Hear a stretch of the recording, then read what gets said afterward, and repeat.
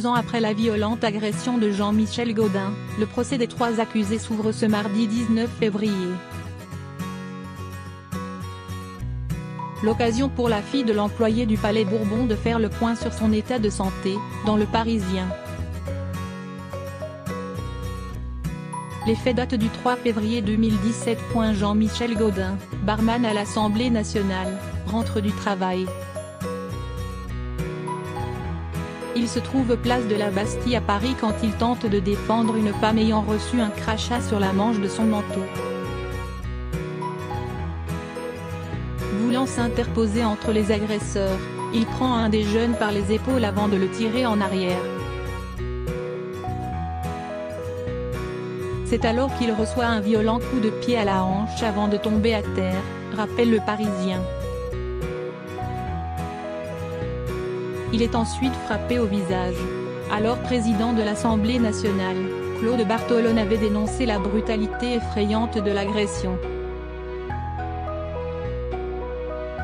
3 frères, âgés de 17, 18 et 21 ans au moment des faits, déjà soupçonnés d'avoir agressé la veille un vigile dans le centre commercial Créteil-Soleil, sont jugés ce mardi pour violence volontaire en réunion ayant entraîné une infirmité permanente. Si l'un d'eux nie, les 2 autres reconnaissent des coups légers. On a cru qu'on allait le perdre à plusieurs reprises.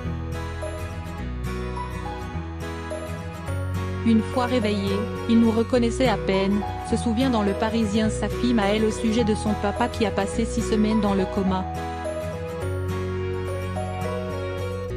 2 ans après les faits, il ne s'est toujours pas remis de la terrible agression.